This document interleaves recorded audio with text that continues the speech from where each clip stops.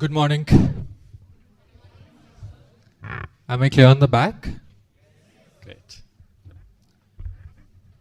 So I would like to take this opportunity to welcome our respected dignitaries of the day, our respective faculty members and my dear students to the Sheila Raheja Institute of Hotel Management, to this Japanese Masterclass organized by the Ajinomoto Company Incorporation in collaboration with the Embassy of Japan and the Sheila Raheja Institute of Hotel Management.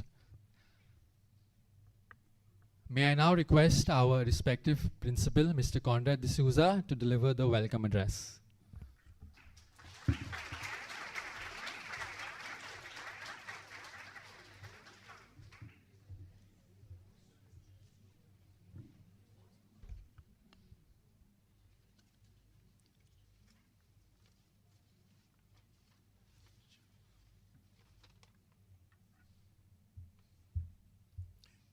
Konnichiwa. Hello. Good morning and a very warm welcome to our dignitaries present here today. Third generation successor of the Michelin star Kinobu restaurant, Master Chef Takuji Takahashi.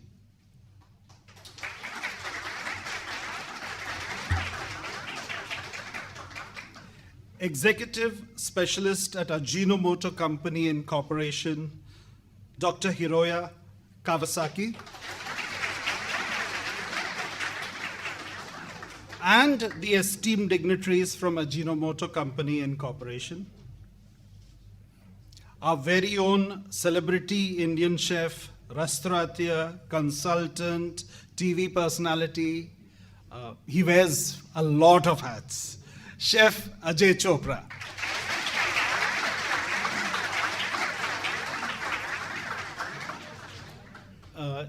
Chef owner of Izumi, India's best modern Japanese restaurant and goodwill ambassador for Japanese cuisine in India, Chef Noresha Kabli.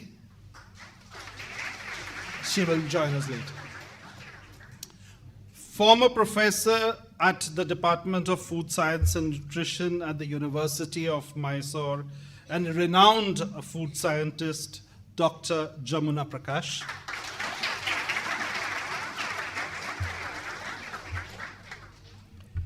Esteemed dignitaries and delegates from the Embassy of Japan, and not to forget the team at Edelman, who have worked tirelessly to coordinate this event and to make it a reality.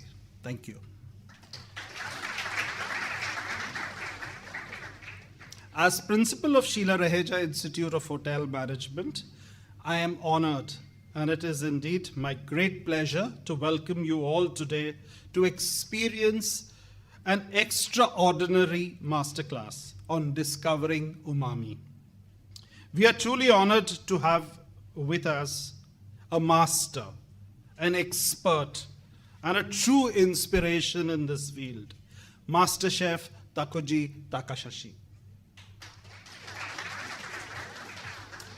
A little about us. We are a professional hotel management college based in Mumbai, providing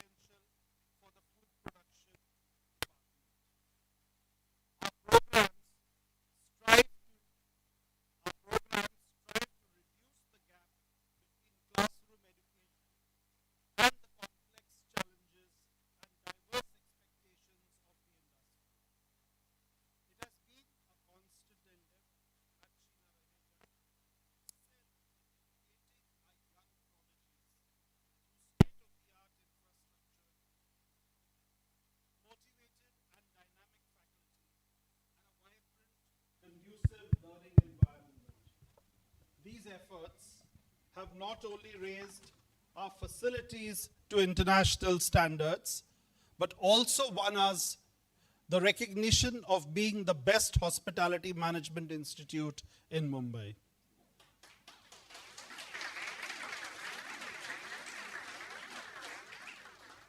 An initiative in this direction is the concept of Masterclass, which we believe is the bridge between our college and the industry. These are short sessions of interaction between stalwarts like you and our students to give them a true vision about certain areas that you are passionate about. In the past, these sessions have stirred the dreams and ambitions of our students, and we know it will continue to do so in the future. A short time with our students will make a lifetime of difference to their careers. We feel privileged to host this masterclass today. Arigato gozaimasu. Thank you.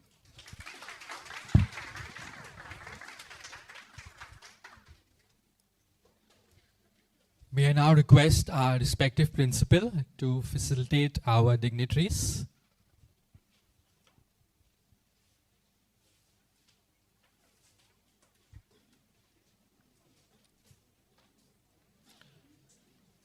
Master Chef Takuji Takahashi.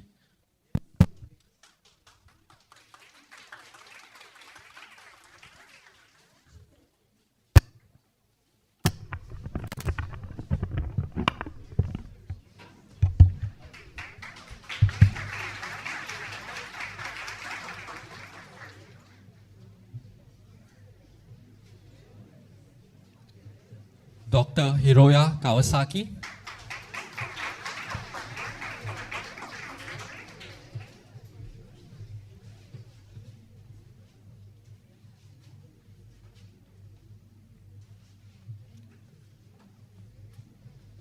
Chef Ajay Chopra.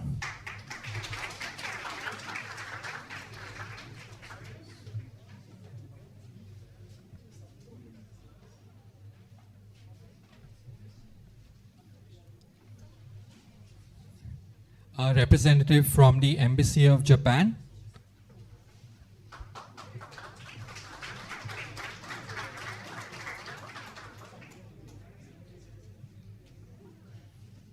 Dr. Jamuna Prakash.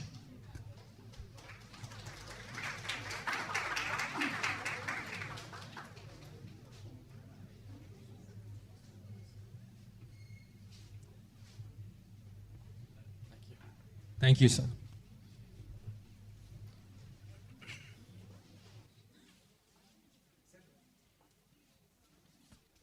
And now, students, what you have all been waiting for, may I now request Dr.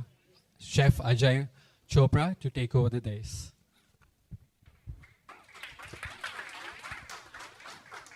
Good morning, everyone. And I'm very happy to be here back in this college, I think after almost 5 years. COVID kept me back, so obviously all your faces are very new, but some of the faculty faces are much known. Some of the faces are much known from much longer. I don't know how many of you know, but Chef Stanley and I worked together way back in 2003 till 2007. And it only proves that, that working together, is actually when you meet, colleagues like him and Chef Samir, that, you start feeling old. Not to say chef sitting here has probably seen generations of chefs, coming together and, being chefs or being general managers. So I'm really delighted to be here. Thank you so much for the opportunity. But today is going to be very special. Why is it going to be special? And I'm now talking to only the students, is because, somebody like Chef Takahashi is not just busy. His restaurant is actually booked out and he is there every single day. And I've been kept that restaurant going. And the history and the modern kind of blends together so beautifully that you want to see the history and adore a lot is Kawasaki-san. He's a man who has learned the cuisine, but also in his mind, he said, okay, I just don't want to learn the cuisine. I want to understand how it all happens in science. So he's gone to the science of the cuisine and he's learned that. And now he's working with Ajinomoto company and making that, how do we understand flavor with the aspect of umami. And that's what we're really talking about today. Now, how many of you know this word umami? Raise of hands. Okay, so quite a lot of you know what umami is. Can one person quickly, loudly, okay, that person there who raised his hand. Yeah, you raised your hand, right? Can you quickly tell in a loud voice, what do you know about umami?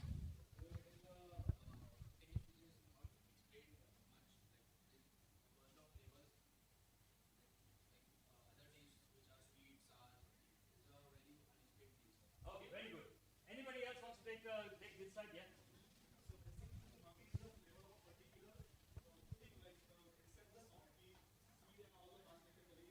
Yeah. Yeah. Right. Okay, that's umami. Anybody else from the students group? Anybody else wants to take a take? Yeah, go. Hello. Yeah. Very good morning to all. Umami basically is the savoriness that the foods have, like their particular different distinct taste towards the savory notes of. No wonder Modi ji says, "Beti padhao, beti bachao." You know, because the women are actually doing the better job. So boys, no wonder, you know.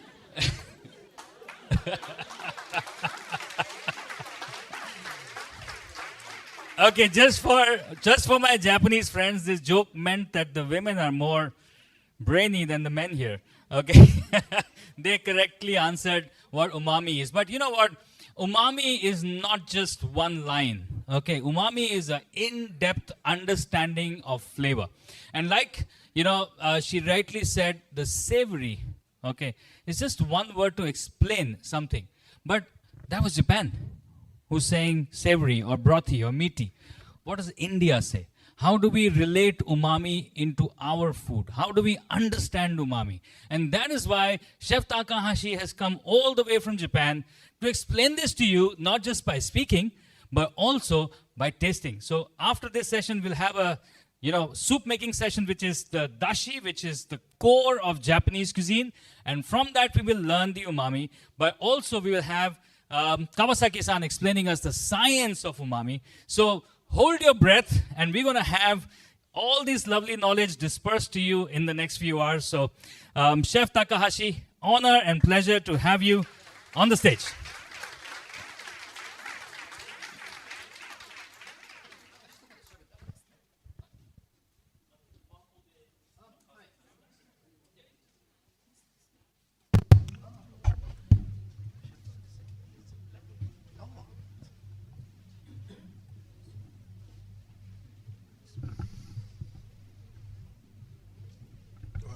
マイク。これで喋りたいです。わ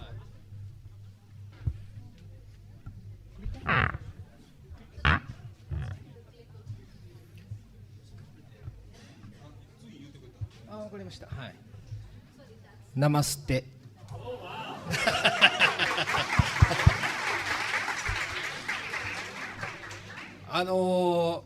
私木野村高橋と申します。あ、ちょっとマイクない？マイク。わからへんや。あ、そうやね。そうしよう。でこれクリックしなあかんから。じゃあ教えていただければ。はい。はい。これ喋る。これの方が聞こえるしね。Hello? Okay. Hello, my name is Chef Takahashi. 先ほどは皆さん熱烈な歓迎ありがとうございました。Thank you for the very warm welcome earlier today. 私日本の伝統的な芸能で能というものをやってて、あまりに音楽が良かったんでちょっと一つ踊ろうかと思いました。I practice a Japanese traditional performance called no. And the music made me so inspired. It made me want to dance. 実は料理は35年ぐらいやってまして、お能は30年やってるので料理できるぐらい上手ですよ。I've been cooking for 35 years and I've been doing no for 30 years, so I can dance almost as good as I can cook. まあ今日はですね、皆さんにその本当の日本料理を皆さん見ていただきたいなというふうに思います。 Today, my hope is that everyone can taste what real Japanese food tastes like. 昨年デリーに寄せていただいてチョプラ先生とかさまざまな方とご知り合いになってインドがとても好きになりました。 Last year, I went to Delhi with Chef Chopra as well, and I became very fond of India. ハブモアっていうそのバターチキンカレーの店でそれを食べたのが忘れられずにですね、今一生懸命店でバターチキンカレー作ってるんですよ。I went and ate butter chicken at a restaurant in Delhi called Havmor, and once I returned to Japan, I've been trying to remake the same butter chicken. なのでちなみにインド料理はですね、僕2年目なんですよ、勉強して。 So it's my second year cooking Indian food. で皆さんは多分日本料理を勉強するのはファーストイヤー1年目なんですね。 And in all of your first year learning Japanese food. だから僕と皆さんは全然変わらないんですよ。 So we are the same. なので今年から日本料理を勉強してですね、1年2年と繰り返して、君ら若いので30年経ったらプロフェッショナルになりますよ。 So now, because it's your first year, second year, in a few years you will learn Japanese food, and you'll continue to learn for 30, 35 years, and you become professionals. はい。なので今日はとりあえず日本料理のちょっとだけ皆さんにご紹介しますので、それをきっかけに始めていただければなと思います。 So today I'll introduce just a piece of Japanese cuisine to you, and hope that that will become the start of your career with Japanese cuisine.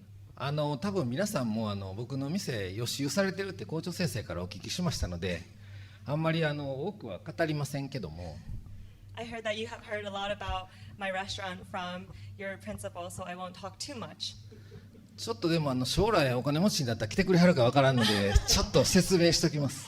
But I want you to come visit once you are all wealthy and successful, so I will explain as much as I can. こんな店です。 This is the restaurant.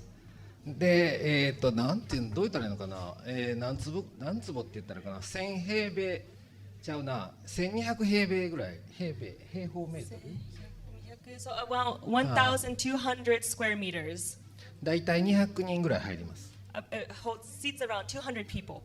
でエントランスからお部屋までだいたい50メートルぐらいありま And す。 there's about 50 meters from the entrance to the room where they eat.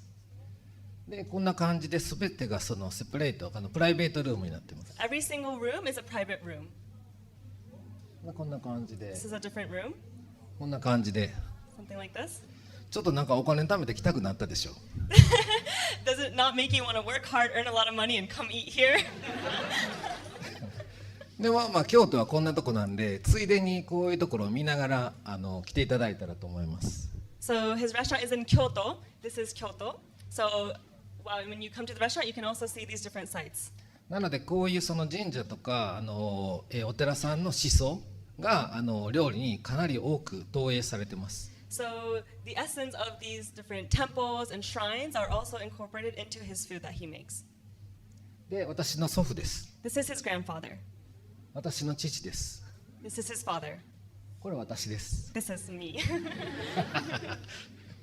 で今年でちょうど90年終わりまして91年目になります。 So he just completed his 90th year at this restaurant, and so this has become the restaurant's 91st year. で料理はですね、ちょうど100年目ぐらいに皆さん来てもらったらええんちゃ So う he would like you all to come at the 100th year of the restaurant. 値段半分ぐらいしておきます。 Half off for everybody. で料理はまあこんな感じで、 These are some of his dishes. 今日はこれをちょっとやろうかなと思ってます。お椀ですね、おだし Today, this is what he'll be making. で、これはお刺身、お作りですね。 This is sashimi, それ raw から fish. これは焼き物、 This is some fried food, グ grilled. リルで、これがディープフライ This is deep fried. で、これは炊き合わせ煮物ですね。 This is simmered. まあまあこういう感じでご飯 Rice, でデザート dessert. で、それからランチボックス、お弁当もこんな Yes, 感じ。 bento boxes. Take out bento boxes. はい、今日はまあこれを皆さんにご紹介したいと思いますので、もっと知りたかったら京都に来てください。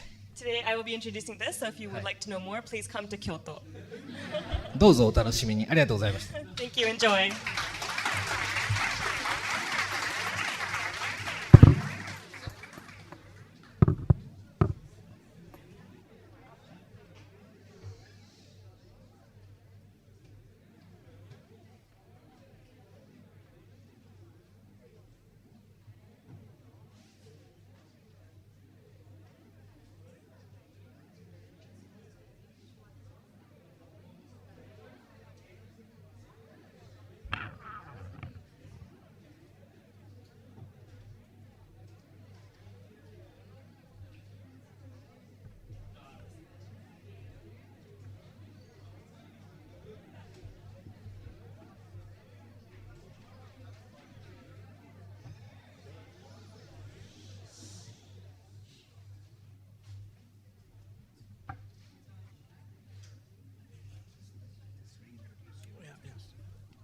Okay, so how did you like Chef Takahashi's restaurant? So you know how much the ticket to Kyoto costs? No? Oh my God. How much the seat at his restaurant cost? If you're good to him, he may give you a discount. Okay, so try saving money because traveling for food is something that is going to become very big in the next 10 years. And you guys, the more you travel, the more you learn. That's my experience, right? I'm learning till today. And I heard this from Gordon Ramsay almost 18 years back. He said, the day I stop learning, I die. Okay, so if you want me to be dead, then I should stop learning. But you should start learning, okay? And today is a day for learning, learning, and learning. Any questions you have, hold on to them because we will have a Q&A session, okay? But have questions because this information, this knowledge is not going to be available to you, I mean, a lot of information is available on the internet. But who is going to tell you what is right, what is wrong? But today you're going to hear from the man himself who's spent years in research and knowing not just about how dishes are cooked, but why flavors change, what makes flavors change. When you brown onions, you've learned Maillard reaction. Okay, but have you learned that the savoriness has actually entered our mouth because of glutamates? Or do you know that Bangan Bharta has got glutamates? Right? No. But Dr. Jamna Prakash, Dr. Kawasaki-san, and many other people have been researching this about food. And I think once you learn that, then you're able to understand flavors much more and cook better. So over to Kawasaki-san. I have huge respect for you, sir. And he's become a great friend as well. We've been talking about food, and I think our journey will continue, but I won't take much time. So over to Kawasaki-san. Thank you for your introduction. So, welcome to my class lecture. So, do you like cooking?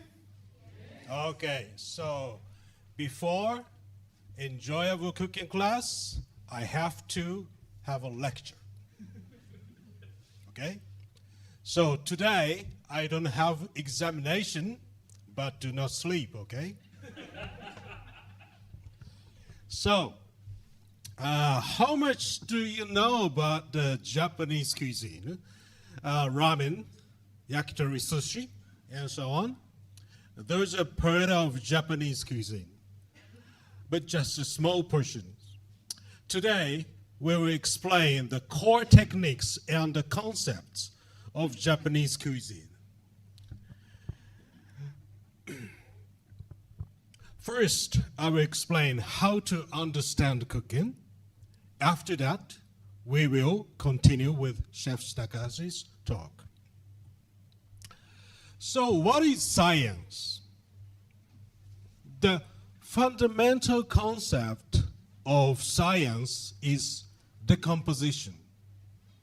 The science involves analyzing mechanism through decomposition. When applied to cooking, it can be broken down in this manner. I call the equation of cooking. So cooking is the multiplication of ingredients preparation, heating, and seasoning. This scientific approach to deconstruction and understanding cooking is what we call scientific cooking. Globally famous Japanese foods include ramen and yakitori. However, the essence of Japanese cuisine lies in kaiseki. Do you know kaiseki cuisine? So here is an example of a bento box from a typical kaiseki restaurant. Likewise, Chef Takahashi explained. It includes various vegetables, a main dish, rice, and a soup. Despite its variety, this set meal contains only 450 kilocalories. Today, I want to share the secrets behind why Japanese cuisine can be so low in calories. First session is understanding umami. Before we get into the topic of cooking, I would first like to talk about how our bodies work. Why does our sense of taste exist in the first place? It's to detect the nutrients. Do you know the three major nutrients? They're carbohydrate,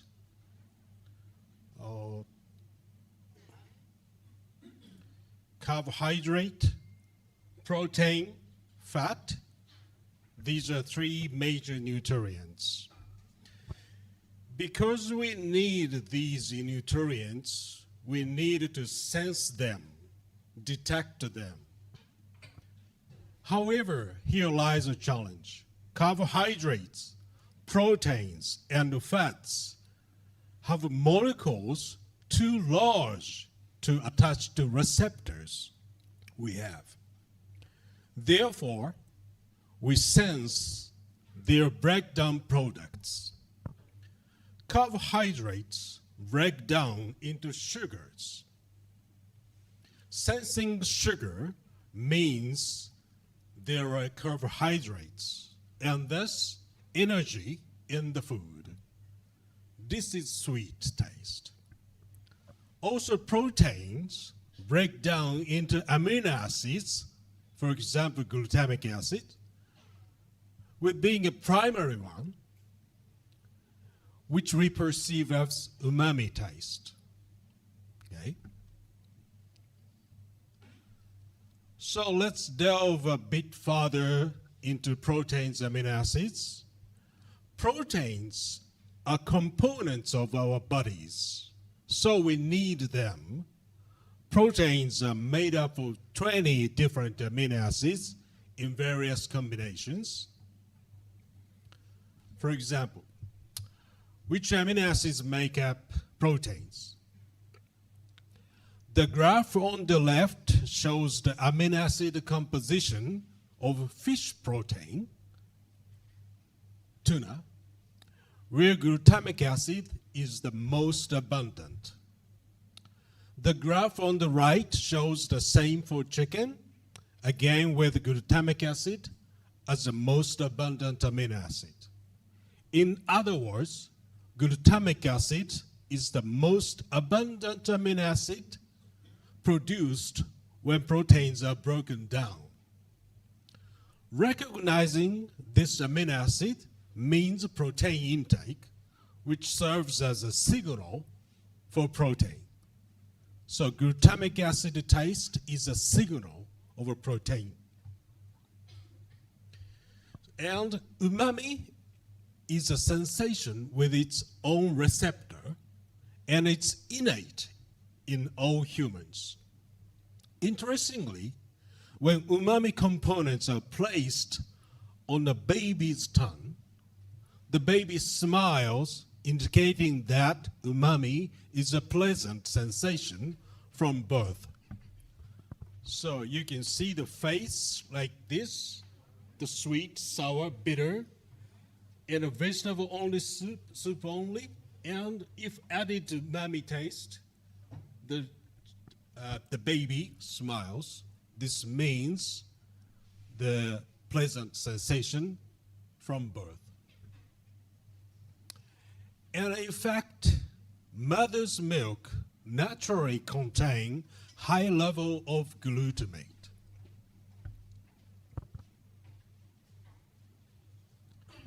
And umami components were discovered by Japanese scientists over 180 years ago. Although Japanese chefs used umami in their cooking, they didn't understand its reason. Dr. Kikunae Ikeda uncovered this reason and discovered glutamic acid. So he found that this is the research paper he mentioned. An attentive taster will find out something common in the complicated taste of asparagus, tomatoes, cheese, and meat, which is quite peculiar and cannot be classed under any of well-defined for taste qualities: sweet, sour, salty, and bitter.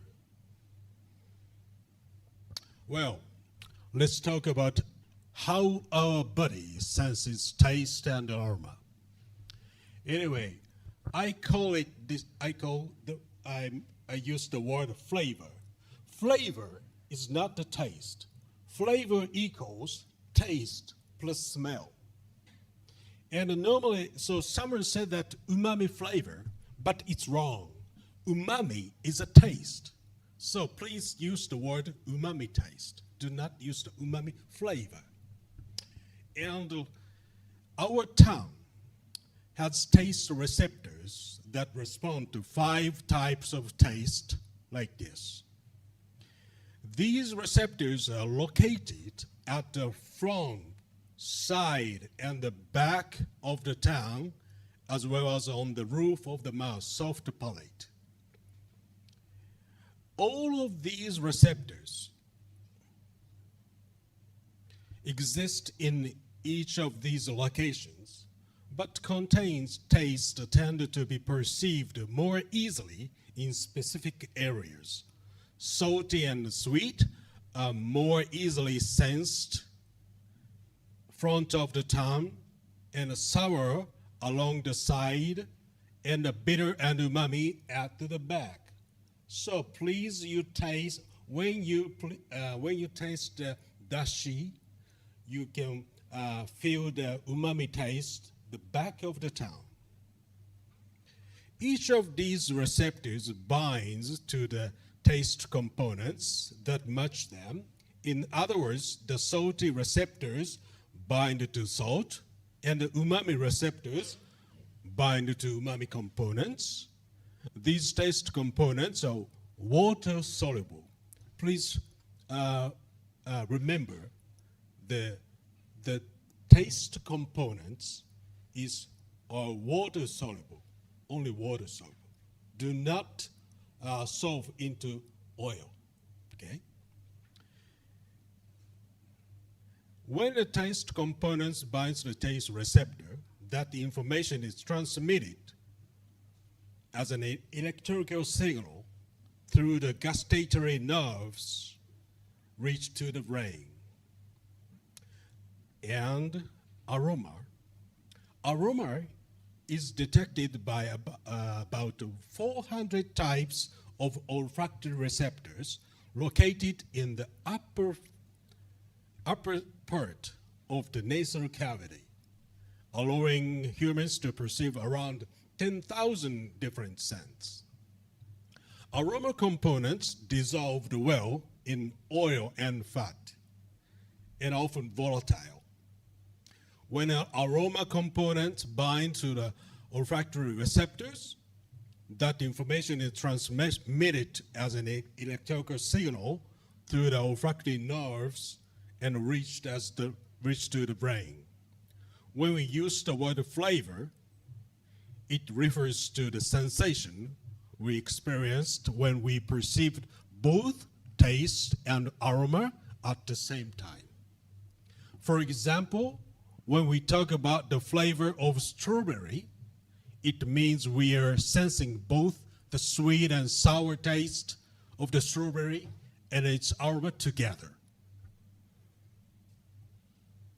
Recently, umami receptors have been identified by researchers worldwide, including from India, which is fascinating. It shows that umami isn't exclusive to Japanese people. In 2000, Dr. Chowdhury at first reported to the discovery of a receptor on the taste bud that could respond to glutamate. This finding was reported widely as the discovery of the umami receptor. After that, several candidate umami taste receptors have been reported. Let's explain how umami receptors. Here, the large white circle, this is protein, and this is saliva flow, and the umami receptor is located here and on the surface of our tongue. This protein molecules, being large, can't attach to the receptors like this. So this means no taste. In contrast, glutamic acids and a umami component can bind to the umami receptors, this like this. This generates electrical signal within the cell, transmitting information to the brain, where we perceive umami. In contrast, the saliva flow flew away the glutamic acid, so there's no taste, like this. Okay. So next is umami synergism. You know well the umami itself, but do you know about the umami synergism? So numerous ingredients are rich in umami components. When you create new dishes, this information is very useful, I think. Besides glutamic acid, inositol or IMP, and the guanylate, GMP, are key umami substances. Glutamic acid is found in tomatoes, asparagus, and the highest concentration was dried kombu, Japan's most famous seaweed. And inositol is abundant in meat and fish, while guanylate is found in dried mushrooms and a little bit in fresh eggplants. Interestingly, when glutamic acid is tasted together with inosinic acid, the umami taste feels strongly amplified. This is known as the synergistic effect of umami. Similarly, a synergistic effect of umami can also be observed between glutamic acid and guanylic acid, GMP. There is no synergistic effect between IMP and GMP. Only glutamate and IMP, or glutamate and GMP. And the next is the mechanism of the synergistic effect of umami. After glutamic acid binds to the receptor, inosinic acid covers it such a way that glutamic acid cannot escape. This results in a stronger and longer lasting umami sensations as you can see, inosinic acid alone does not produce an umami sensation. It is surprising. However, you might think that you taste umami when you experience inosinic acid only. The reason is that there's a very small amount of glutamic acid in your saliva. And it is said that synergistic effect between this glutamic acid in your saliva and IMP results in the perception of umami. Okay. Like IMP, GMP also create a synergistic effect, but its GMP's mechanism is slightly different from that of IMP. It is known that GMP alters the shape of the umami receptor. The shape change by the GMP. So the umami taste receptor catch the glutamate and make a stronger umami taste. Okay. So next is cooking umami. As I said, GMP is an umami component that enhances the perception of umami when tasted simultaneously with glutamic acid. Interestingly, GMP is produced through the enzymatic reaction shown here. From RNA, it's complicated or difficult maybe, but RNA is all cells have RNA. And by enzymatic process, RNA change to the GMP. RNA ribonucleotides. And this enzyme change to the GMP. So enzymatic process needs some temperature. So as you can see here, in 70 degrees, there's very little amount of GMP in the eggplant. But as you can see, in the 80 degrees and the 90 degrees, increase the amount of GMP.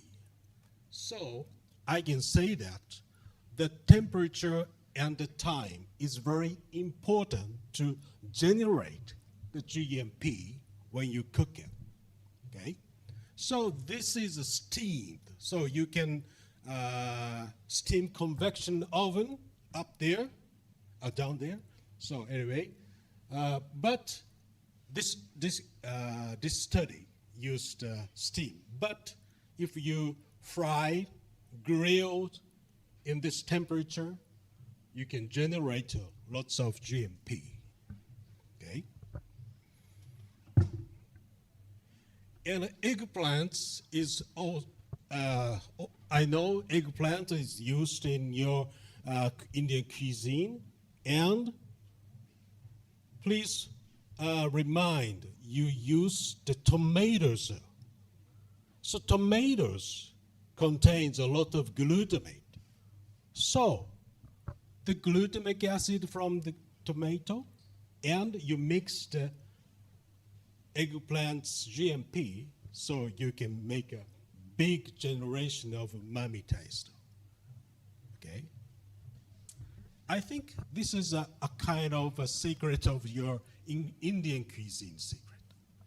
So what Kawasaki-san is talking about, anybody remembers I had mentioned something when I opened, you know, that umami taste also exists in Indian dishes, and I had named one dish. Anybody can rename it? So he just spoke about that. So if you take aubergine, you roast it, and you add tomatoes to it, it's full of umami. Okay? Now, there's a lot of information being shared, and he's going to still share a lot of information. So can I take a few questions at this time? Okay. Yeah? Any questions up till now? I know the backbenchers really mean they're backbenchers. Good morning. You want some tea, coffee, or miso soup? Any questions up till now? Or you're just soaking in the information and it's going somewhere? Guys, this is your opportunity to ask questions because you are never going to get this information not in just this college, but any hotel management college. Okay, and with all due respects to Conrad, I think he understands what I'm saying. This is proprietary information and a lot of research information. So you can ask questions at this hour. Anybody? No questions? Wow. Yes. Beti padhao.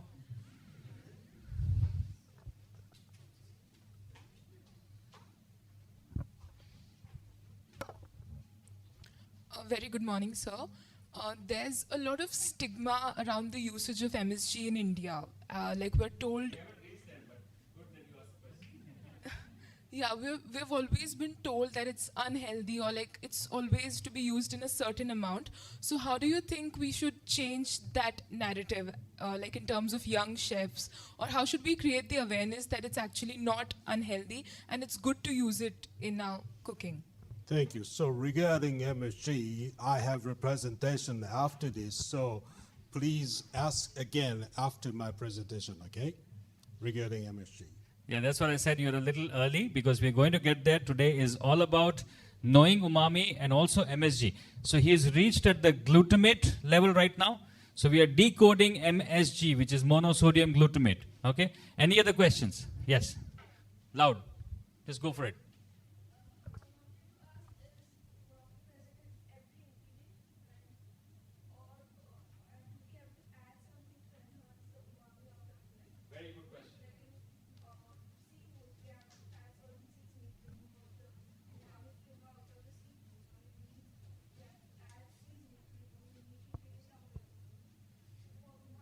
We have to add something in it to, like in eggplants, we have to add something to remove the umami taste.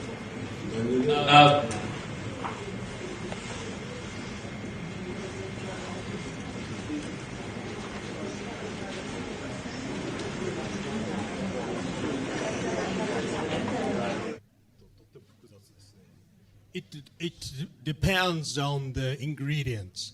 Some ingredients contains a lot of glutamate and some are not, or it depends. So we have a database. You can research easily by Google or so. This is Umami Information Center's data. So you can find a database from the Umami Information Center. This database contains a lot of ingredients and which amino acid or nucleotides contains of each ingredients. Okay. Yeah. Also, just to add on to what Kawasaki-san said and to answer your question is that you're saying, do you have to add anything to increase umami, right? Now, there are three processes that he's talked about. Certain ingredients like cheese will have natural umami. Right? So you can, when you eat it, you have the umami taste in your mouth. But when you're adding Parmesan cheese to a pasta, then you're increasing the umami taste because the tomatoes in the pasta are already having umami, or the creaminess is already having the umami. But the third way is when you see the onion and the garlic, right? This is where the umami taste comes in Indian. I think Jamna Prakashji will be able to help me here, where when we are starting to cook the onions and take it to a brownish nature, and then you add ginger garlic paste, and then you add tomato, then you are increasing the levels of umami. Okay, so to answer your question in one line, it's that not every ingredient has got umami. Certain ingredients have glutamate, certain have inosenates, and some have guanolates, but when they come together or they are subject to temperature, then umami taste happens. Okay, and regarding cooking science, so these fresh ingredients, if you concentrate by drying or cooking and reduce the broth or something, so glutamate do not change, just concentrate. So you can level up the glutamate. And this Parmesan cheese is broken down in the produce process.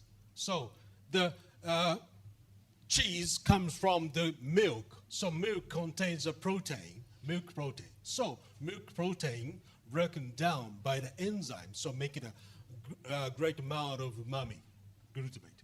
And interestingly, these inocenated granulate produced by the enzyme. It's different, but needs both. Good questions. Very good question. Any last question till now? Okay, that also brings me to, I'm not being gender discriminating here, but women are really taking the lead. Boys, wake up. Wake up. Wake up. It's umami time. Okay. Good afternoon. So at 90 degrees, if it is giving GMP of 20, I guess. So if the temperature exceeds, so how do we get to know that it is releasing that much of GMP? Yes, it's You'll also... but you'll have to spend a lot of time either with Dr. Kawasaki or go to a college and learn this because he's done that over a period of time, but yes. So it's also a great question. Actually, it's complicated. I removed the bar. So because this GMP changed to no umami taste components by heating, so decrease if you cook too much. One more question, one last question from a boy here. Very good. Louder.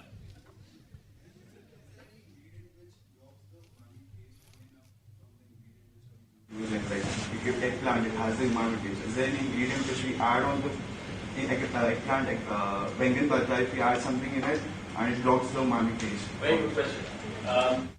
So if anything has natural umami taste, but if we add something, it blocks the umami taste. Is there anything which blocks the umami taste?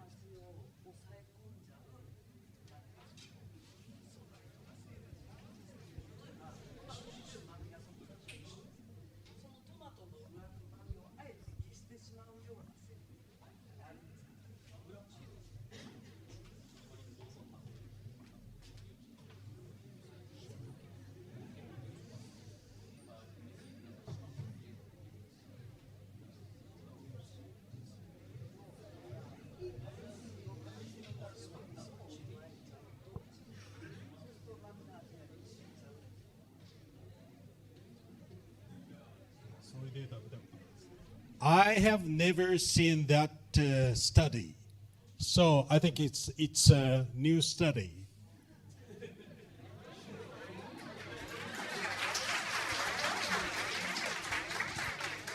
Oh, Prakash, sorry. Okay. See, nothing will block the umami taste, but we have to know that to add the umami flavor, we can add monosodium glutamate, which is available in the market, and sometimes it's sold as taste powder. About that, he's going to talk next. But that also is self-limiting. It's like salt. If you add too much of MSC, then the taste of food will not be good. We have to add a very, very small quantity to the cuisine, to the whatever dish you are making. But there is nothing which is going to block that.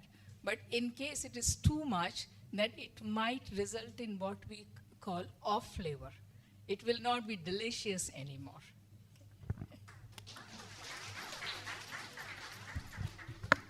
Okay, so next. So how about spices? Interestingly, commonly used Indian spices do not contain much glutamate, only sweet marjoram. But I know sweet marjoram is not so popular in your cuisine.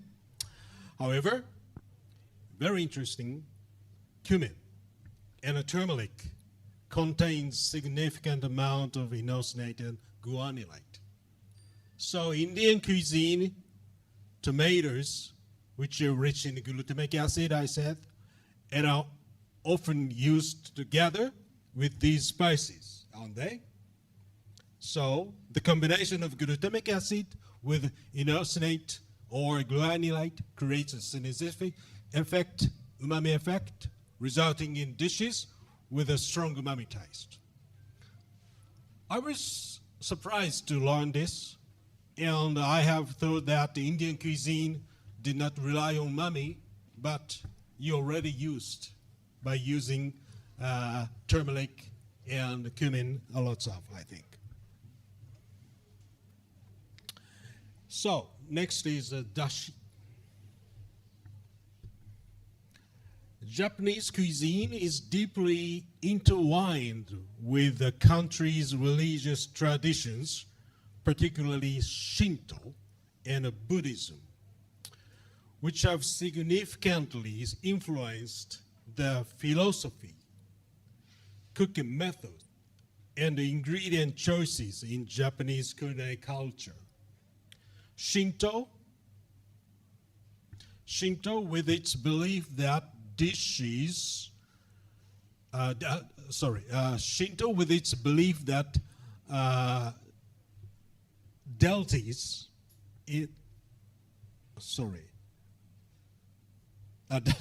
deitic reside in all aspects of nature. So do not waste the ingredients. So this was influenced Japanese cuisine as an expression of respect for nature. So minimal processing of ingredients is a form of respect. Buddhism, with its concept of avoiding the take of life as much as possible, has influenced Japanese cuisine, particularly fostering the ideas of not consuming animal meat. These influences are believed to have refined Japanese cuisine to strongly emphasize harmony with nature and respect for ingredients. So essential elements of Japanese cuisine are 5 tastes, 5 colors, and 5 techniques. The 5 tastes are umami, salty, sweet, sour, and bitter. The 5 colors are white, black, yellow, red, and green. The 5 techniques are cutting, boiling, simmering, grilling, steaming, and deep frying. Using these elements and especially centering dishes around umami is a secret of the Japanese cuisine. So get back to this slide. The reason why Japanese cuisine can provide a sense of satisfaction, even though it's low in calories, in the effective use of umami, in other words, the skillful use of dashi. So, what exactly is dashi? Next is, let's talk about the magic of dashi. In Japanese cuisine, dashi is a broth made by extracting umami components from specific dried ingredients into water. French cuisine has similar broth, but like bouillon of fond, made by extracting flavors from meat and vegetables, which is fresh. In Japan, quite uniquely, there are ingredients used exclusively for making dashi. So this is dried kombu, contains glutamate, and dried bonito. This contains lots of IMP. And these mushrooms contains GMP. Sorry, this dried sardine contains IMP, sorry. So these ingredients have their umami compounds concentrated to the maximum, allowing for highly efficient extraction of flavor. In a component analysis, it's a scientific analysis, shows that the Japanese dashi contains a particularly high amount of glutamic acid, this bar. And also Ichiban dashi we call, this is made by kombu and dried bonito, contains glutamate from dried kombu and IMP, inositol, from dried bonito. And you can see the chicken stock. Chicken stock also contains glutamate and inositol. The taste components is very similar, but because bouillon, chicken stock, has a complex and the mixed flavor, it is difficult to describe the sensation of umami in words unless you taste it very carefully. So, as Dr. Ikeda said, and the components is similar, but the process is different. The umami components in chicken are ichiban dashi and a chicken bouillon, chicken broth, are the same, but the methods of preparation is different. To make chicken broth, raw ingredients are placed in the water and heated. The umami components and the other substances are extracted from the chicken, and the flavor is enhanced by concentration and the heating process. This reaction is Maillard reaction, you know. On the other hand, in Japanese cuisine, the process of concentrating and heating is left to the manufacturers. Chefs do not dry the kombu, do not dry the bonito. Dried kombu and katsuobushi is produced by the professional producer. In the kitchen, Japanese chefs simply extract the flavor from the dried kombu and katsuobushi to make ichiban dashi. In this way, the scientific process are the scientific components are the same, but the process is different. And earlier I mentioned that umami serves a signal for protein in intake. Experiencing umami indicates that the food you consume contains proteins. However, since Japanese cuisine developed under the influence of Buddhism, which discouraged meat consumption, so chefs have leveraged umami to make plant-based dishes truly satisfying. So dashi imparts umami to vegetable and carbohydrate dishes, giving them a sense of protein intake while reducing the need for excess fat and calories. I call this phenomenon umami paradox. It means that taste is umami, means a signal of protein, but you intake the carbohydrate as vegetable. It's not the protein. I think it's very important and interesting. So this is the reason the Japanese cuisine are low in calories. An essential aspect of using umami is its diffusion. I believe that vegetable ohitashi, you know ohitashi? Ohitashi cooked by pot boil. For example, this is celery in a short time, and soak the celery in dashi for a few hours. This is ohitashi we call. So this dish is symbolized the use of dashi in Japanese cuisine. So vegetable ohitashi is a dish where vegetables are briefly boiled. So this keeps the crisp texture, then soaked in a dashi to impart the taste and aroma of the dashi to the vegetable. So although umami components are not visible, so if you imagine the glutamate contains dried kombu and the inositol contained in the dried bonito, and move to the water, this is we call dashi.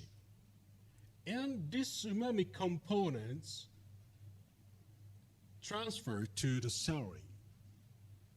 We call ohitashi. So this is how to use umami in Japanese cuisine. So the umami components are invisible. We cannot see. So just we believe. Of course, you can taste it, you realize. So anyway, this dish is very important in the Japanese cuisine. Okay, so the lost bird. Can you guess which is the purest form of umami? It is none other than MSG. This is the essential taste of MSG. So, what is glutamate? As mentioned earlier, it's one of the most abundant amino acids in nature, though non-essential. Our bodies don't distinguish between MSG, added glutamate, and a naturally occurring glutamate in food. Okay? And FDA in US said that this is safe in your body, and also JACFA by WHO. It's a science just. And do you know how to produce MSG? It's produced by fermenting process. It's not chemical, just the fermentation. Here shows how MSG is produced.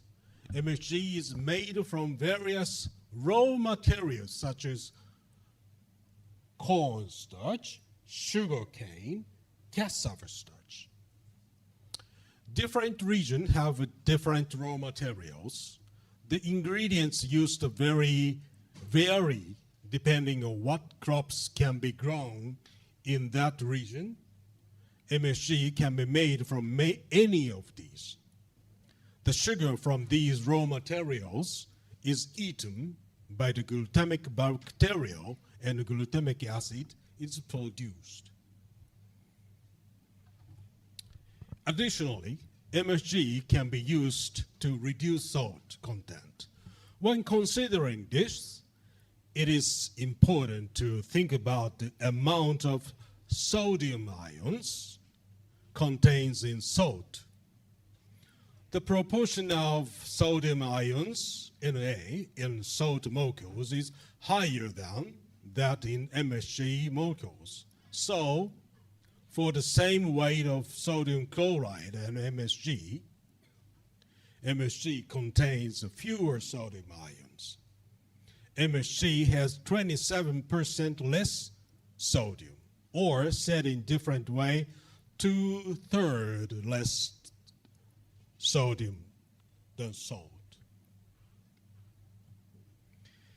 And in the graph on the left, the horizontal axis represents salt concentration, and the vertical axis represents palatability. In an experience using Japanese clear soup, as indicated by the line above the green area, tastiness, deliciousness decreased as salt concentration decreased like this. However, when umami seasoning and salt were added, tastiness was maintained at the same level even with reduced salt concentration. The photo right illustrates this, showing that sample A contains 0.4 salt and 0.38% umami seasoning, while sample B contains 0.75% salt. It demonstrated that there was no difference in the deliciousness scores between these two samples. At last, let me explain the important role of glutamic acid in our body. First, glutamic acid stimulates our intestines and helps promote digestion. Second, glutamic acid sends signals to our brain, making us feel that food is delicious and giving us a sense of satisfaction. In this way, glutamic acid connects the gut and the brain, and it plays a key role in both digestion and the feeling of satisfaction after eating. So this is called gut-brain axis. Well, for those who want to know more, I recommend these two books. The book on the left provides scientific explanation of umami. The book on the right is about dashi in Japanese cuisine and includes scientific columns written by me. Moreover, this book has been made available as a free digital book since last year to spread accurate knowledge and techniques of Japanese cuisine to chefs around the world. So I highly recommend reading it. So this QR code, Which I'm blocking right now because I don't want you to have the QR code. They have to earn it. It's free, but they have to earn it. So, Dr. Kawasaki has actually shared so much right now. Okay. Now I know that this is too much information to take in one session, but I want you to understand the simplicity of what he's showing, the science of food. So, firstly, I'll ask you if there are any questions, and then I would like to just kind of, summarize a little bit of what he said, and then we'll go back to what. okay, so I'll just few slides. So next is my English blog, so you can read in online. So you can use this QR code. Okay. And the last one is key takeaways. So umami, known as the fifth taste, alongside sweet, salty, sour, and bitter, is found in many foods and spices, including tomato, cheese, mushrooms, meats, and various Indian spices, even if it's not traditionally named in Indian cuisine. Glutamate and nucleotides such as IMP, GMP are key umami components, and cooking methods or ingredients combination can enhance umami, allowing for deeper flavors and satisfaction in dishes with less salt and fat.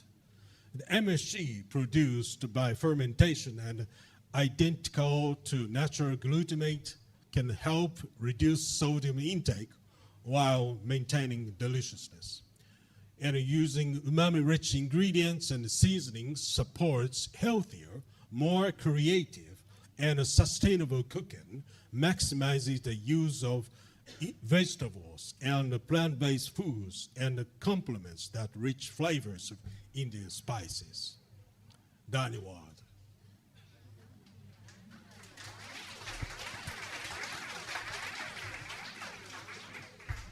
Dhanyavad Kawasaki-san.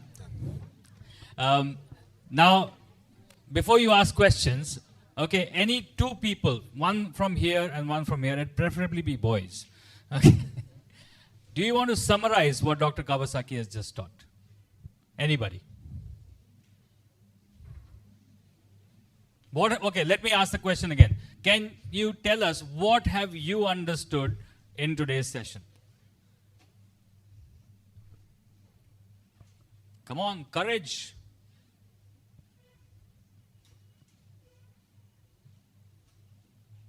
Yes, very good. Beti padhao, India bachao.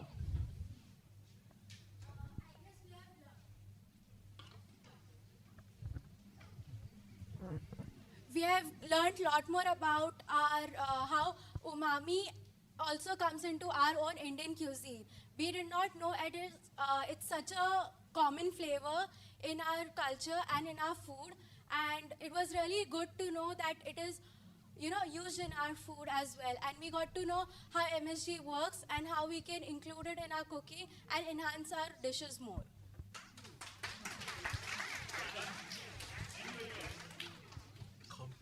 Anybody else? Come on. There's so many people from Japan, India, your teachers, everybody's taking that interest for you guys to learn something. So what have you learned? Come on. Yeah, go for it.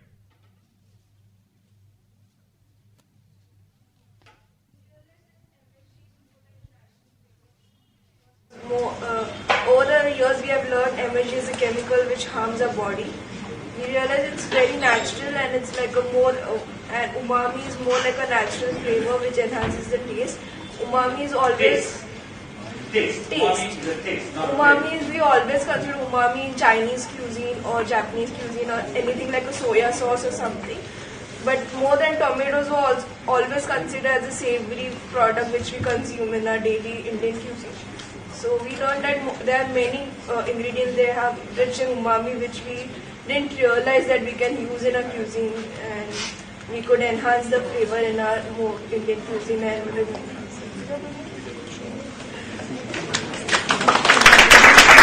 Okay, very good. Louder claps, please. If you can't answer, at least you can clap.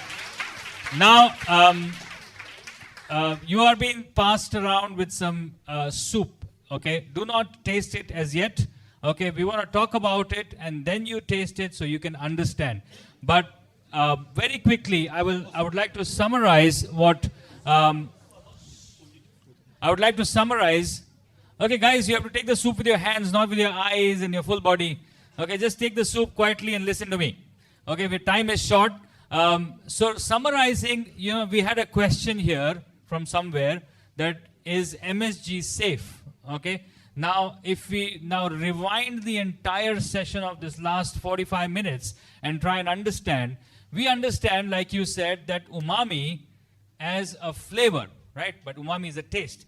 But more than umami being a taste, we have umami sensors in our tongue, which did not get placed automatically, which were placed with us or been with us from our childhood, which means that we were only aware of 4 tastes.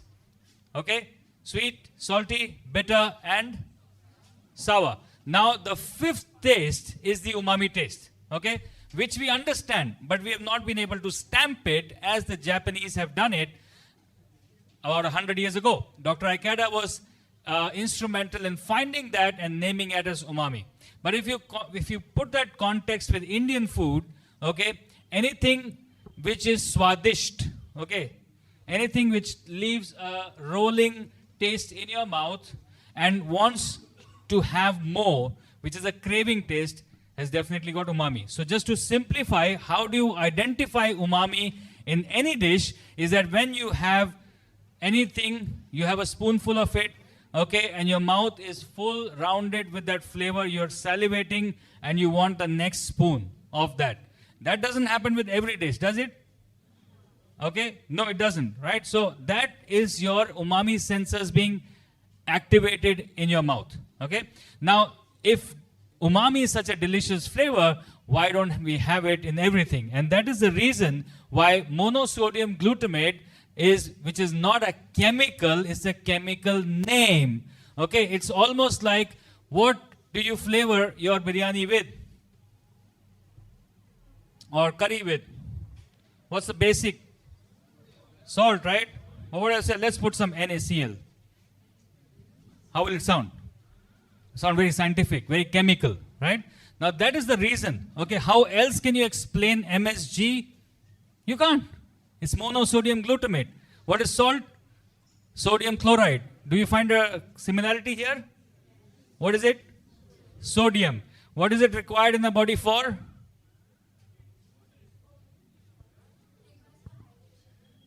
Right. What do you need glutamate for? We just heard. It's an amino acid. Okay. People who have had science backgrounds would know amino acids are building blocks for our body. Okay. It actually helps us to understand protein is coming. Right? That's why that smell and taste becomes flavor All right? So this is how you have to understand that every food that you cook, you can sprinkle. I'm saying sprinkle. Okay? A little bit of MSG. I'm talking about savory dishes. Don't put in desserts. Well, we can, some of them. But then you sprinkle and you see the magic happens. Okay? Now this misinformation that was spread around the world that it is chemical, it is not good for health, it is bad for bones, it's carcinogenic. It's all wrong. Why? Because it's not backed up by any scientific research. This is backed up by scientific research. Now is the time, if you can give them the QR code, now is the time to pull out your phones and scan that QR code, because that book will open your eyes and give you more information about umami. And if you were asking us, how can I then become an umami ambassador in India? This is how you'll become the umami ambassador in India. When you understand umami and when you understand flavor and seasonings, okay? You cannot wear this chef coat proudly if you don't understand flavor. Because if you don't cook flavorful dishes, you're not going to be called as. It's as simple as that, right? Okay? So the first and foremost thing is you understand your flavor, and that book will really help you to go for it. Now I hope everybody is getting the soup now. So over back to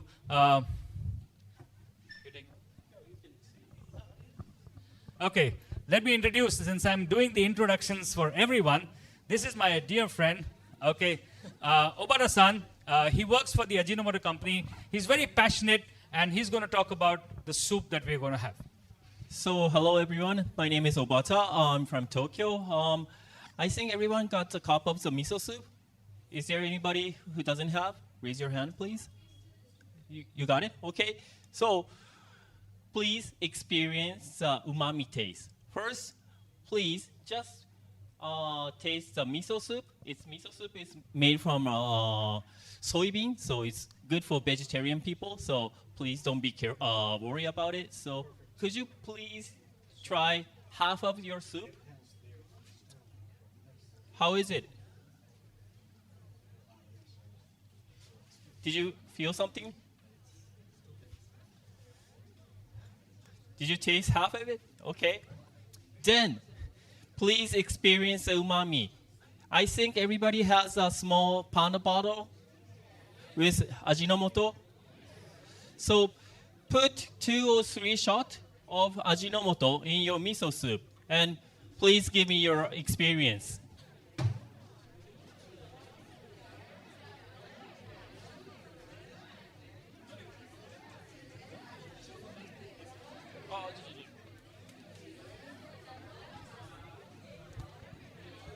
Did it change? Did you have it before putting it? Okay. Did you feel the umami taste?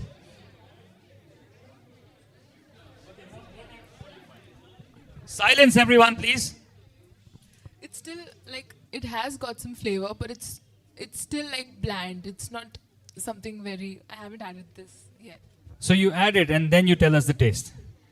Anybody who finds the difference would like to talk about it? Yeah. It has enhanced the flavor of it. You can feel the taste, umami taste coming up. Okay, so it has enhanced the flavor of it, and you can taste the umami taste, right? That's what this gentleman is saying. Everybody agrees with him? Okay. Now this small Ajipanda bottle can be put in dal, can be put in sambar, can be put in chicken curry, can be put in anything. Literally, I do it, right? It's not just Chinese or Japanese food that you can put MSG in. You can put it in anything. You know why? Because I'm going to talk about something which is a burning issue in India. Hypertension, the big burning issue in India. Okay, why is it burning issue in India? Because our salt intake as a country is much higher than the salt intake of the entire world. And that's now what studies have proven, and I'll have Dr. Jamna Prakash also speak about it, that you can reduce your salt intake. You know how? If you use 100 grams of salt, I'm just taking an example, in a month, okay? Put that 100 grams of salt aside, okay? take 60 grams of salt, put in a bottle, and take 40 grams of MSG and add in that bottle. Shake it, okay?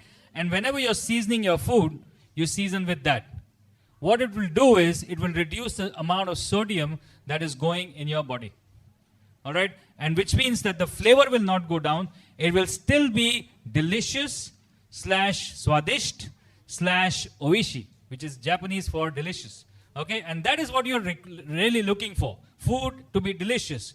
And the second thing is food to be nourishing. So I'll have Dr. Jamana Prakash just speak about that sodium reduction a little bit, because that's a very important point, and that's where MSG comes into our lives. See, you all heard about the umami taste, but MSG has the potential of enhancing the flavor of the food you are adding it to. And basically, traditionally, I think we were not used to MSG because we didn't use it. But now a lot of research has been done. At least I have worked in my laboratory with a lot of Indian dishes, wherein we could reduce salt very effectively with addition of very small amounts of MSG. I emphasize on the small amount because even just a pinch of MSGs, and we have added just like in milligram quantities, and it is able to enhance the flavor of the entire dish to a very, very large extent. And we have proven that with many studies. So this can be used even at home level or for your jungle cooking anywhere. You lower the amount of salt, add a little bit of MSG to enhance the flavor, and with that sodium can be reduced, which I think is very important because, see, cooking tasty food is one part, but cooking healthy food is also another part. So you all focus on the taste part of it, but my request as a nutritionist is to please focus on the health part of food also. And this is one thing which can be done, that you can reduce the salt using MSG and still make the food tasty. And being all the problems like we have around us, seeing all the problem, I think this is very important that now we need to focus on health also. Okay? Thank you so much.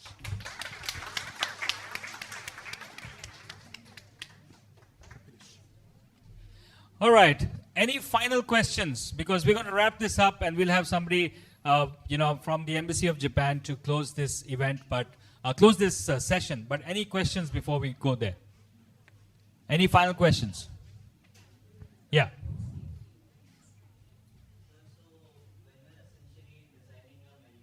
We'll think about adding the umami part to it. So we'll add in umami. So what should be the exact limit where it doesn't become like, it shouldn't be over the top, like it shouldn't be completely drenched with umami taste. Right. So what should be the good sweet point out?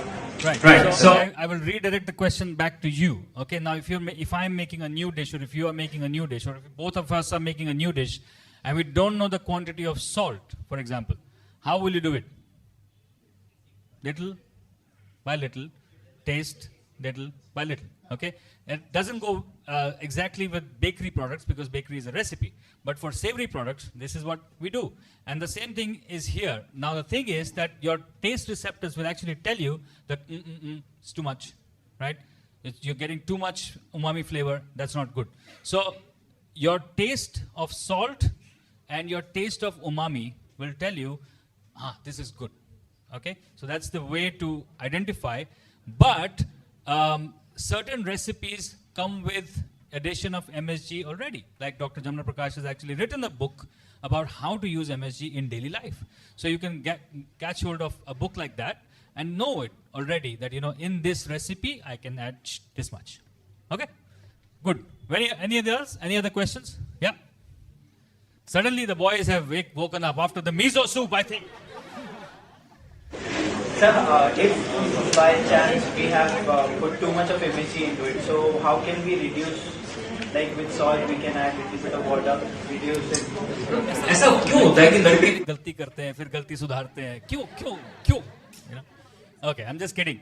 But listen, it's the same thing with salt, right? How will you reduce salt if you have increased salt? There are things like put potato or add some more water. But I think with umami, it's difficult because it in engulfs the entire dish. So which means that if you're making, let's say a gravy, okay, you'll have to make some more gravy, add into it.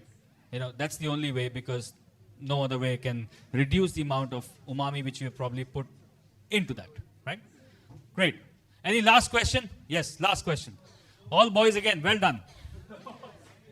Temperature matters in the, like what we saw coming out of the umami from any particular dish. So does the temperature affect after cooking is done? For example, I have cooked a meat is kept and it gets cold and then I serve it. Then the umami will be affected or not? Or if I reheat the same meat once again, then technically and scientifically it won't, which means if you measure the the sensation part of it, it won't. But you know how it is when we taste cold food versus hot food, right? Our body accepts hot food more easily than cold food, because we know in our mind that, oh, this is dal, they should be hot. Why am I having cold dal? So then sometimes cold dal with the same amount of salt can taste saltier, right? And the hot dal may taste less saltier. You've not added or removed any salt in it, but what has really happened is when you heat anything, your tongue receives it in a very different way. But technically it's the same amount of salt. Okay? I hope I answer your question. Right.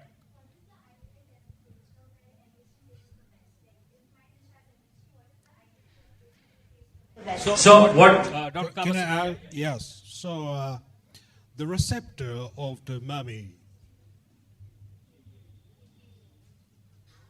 The receptor of umami is located here mainly, and the temperature is the body temperature. If the temperature is body temperature, like so 37 or 38 degrees, the umami tastes most strongest.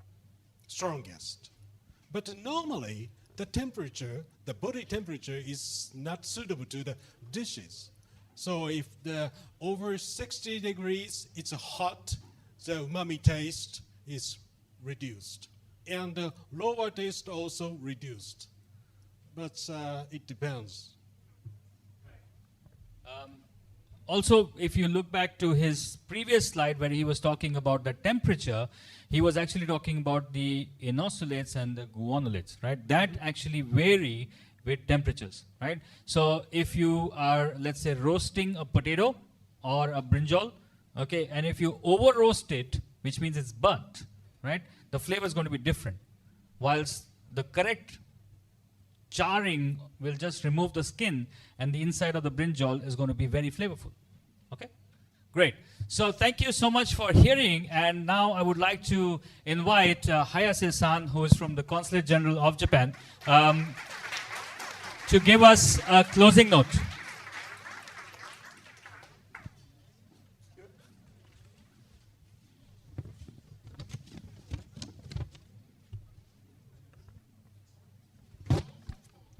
Good afternoon, everyone. Namaste. My name is Hayase from Embassy of Japan in New Delhi. On behalf of the embassy, I would like to offer a few words of closing remarks. First of all, I would like to express my sincere gratitude to the teachers and students of the Sheila Raheja Institute of Hotel Management for participating in this event. And also, I would like to say thank you for Mr. Takahashi and for his cooperation. This today event aims to introduce the students and chefs of Mumbai to Japanese cuisine and the fundamental concept of umami. Today, we will introduce students aspiring to be culinary professionals in both Indian and Japanese cuisine with a hands-on experience of Japanese food and umami through a cooking demonstration by Mr. Takahashi after this. And tomorrow, we will hold a panel discussion focusing on umami for the chefs working in Mumbai. And it has been over 10 years since Japanese cuisine was inscribed on UNESCO's Intangible Cultural Heritage list in 2013. And thank you. It is truly gratifying to touch the widespread popularity of Japanese cuisine around the world, particularly in India. Actually, this is my first time visit to Mumbai, and I'm deeply pleased to see such a high interest in Japanese cuisine here in Mumbai. So I hope this event will provide a valuable opportunity to gain a deeper understanding of Japanese food, including umami, and further strengthen the bond between Japan and India. Thank you. So I would just like to say, a few words that you must have heard and seen on Instagram that suddenly there's a wave of Japanese food becoming very popular in India. Any ideas why?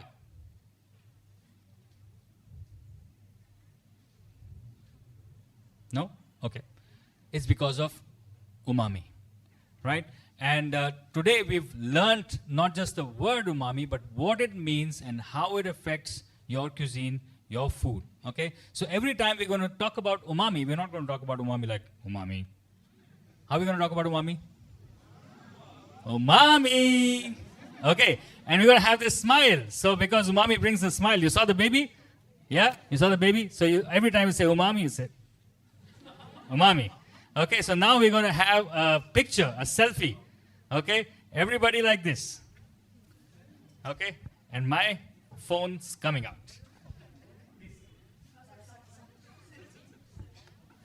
Jeff, come for the picture. Please come.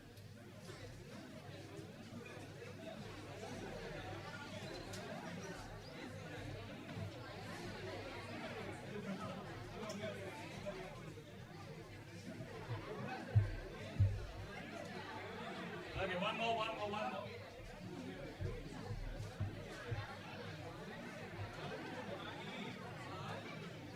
Okay, one video where everybody says very happily. Okay, 1, 2, 3. Umami!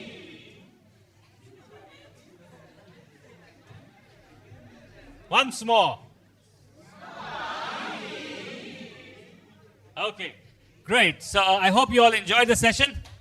Can we give a round of applause for Kawasaki-san? As well as now some of you will join and learn more about how to make this beautiful dashi. Okay, so over to Chef or... Thank you, Chef. May I request our guests to join us for lunch in the Hibiscus restaurant?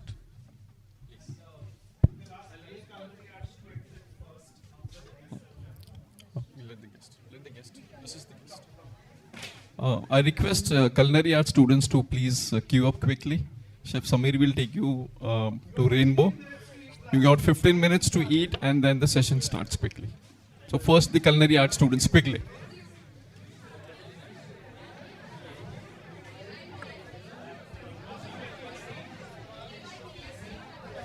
TY Baka